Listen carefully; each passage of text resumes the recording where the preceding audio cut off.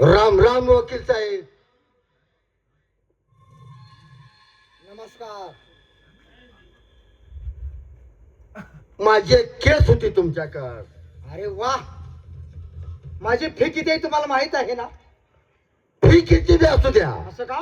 पण केस मात्र निघाली पाहिजे. नक्कीच काढणार. आणि ती वेळ आपल्या बाजूनच झाली पाहिजे. अरे वा, मग फी तुमच्या मनानं किती सांगायची तेवढी सांगा.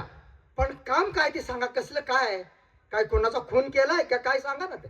केस सांगू. हा समोर एक झाड आहे, बा, त्या झाडाच्या शेंड्याला एक मडकं बांधायचं. असं त्याच्यामध्ये थोडं तांदूळ थोडं पाणी टाकायचं आणि झाडाच्या बुडक्यात जाळ घालायचा. तो वरचा भात शिजला पाहिजे. एक मिनिट, मी वकील आहे, मला ज्ञान शिकवायचं नाही. हे असं कुठं घडतं का? का हो, हे घडत नाही? वेड्या माणसा, कुठं आलायस? काय विचारतो? बहाणार आहेस का तू? अहो, परिपूर्ण भानावर आहे मी. मग मी तुम्हाला आणि विचारतो. वरती मडकं बांधलं आहे.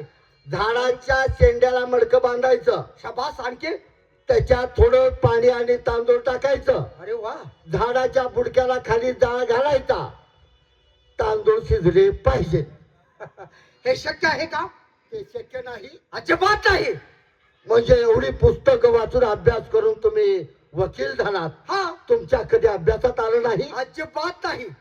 ठीक आहे, मग मला सांगा, एका आई वडिलाच्या पोटी जन्म घेतलेली बहीण भावंड यांचं नवरा बायकोसारखं प्रेम असेल का हो? अहो, तुम्ही खरोखर वेड्या. मला सांगा, हा प्रश्न तुम्ही मला विचारायचं काय कारण आहे? कारण आहे म्हणून. म्हणजे या माणसाला ओळखता तुम्ही?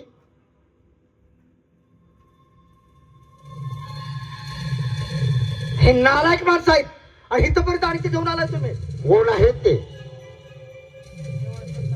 मी त्यांना ओळखत नाही. नाही ओळखत? अरे अरे, का मारतोय?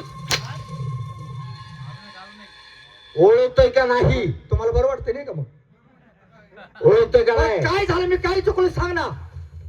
ही चक्की बहीण भावंड आहेत ना, मग यांचा नवरा बायको सारखा प्रेम आहे का? अरे, अरे, अरे, अरे. मी चुकलो.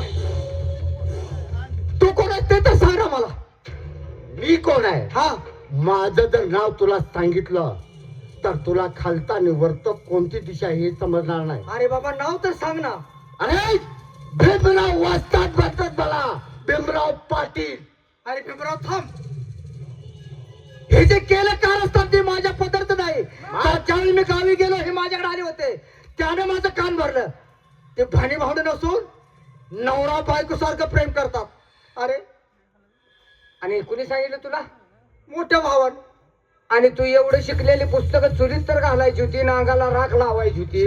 हेतूच मी संपलो. माझी बुद्धी भ्रष्ट झाल्यासारखी झाली. म्हणजे हे तुला राग आवडला नाही? रागाच्या भरात मी काय केलं? खरोखर मी शुद्धतच नव्हतो. लगा, वकील नावाच्या त्या डिग्रीला कलंक लावला. म्हणजे हे दादाने सांगितलंय. हा, तसा जायचा नाही. मग ज्या बहिणीला वेशेचा धंदा कर म्हणून सांगितला, तिथं पहिलं पायदार माफी माग, तर तुला माफ करे. अरे, हजारो वेळा तिथं पाय धरतो. मी चुकलोय. नीच आहे, पापी आहे. माफ कर, मी चुकलोय. कारण माणूस भावनेच्या भरात काय करू सांगता येत नाही.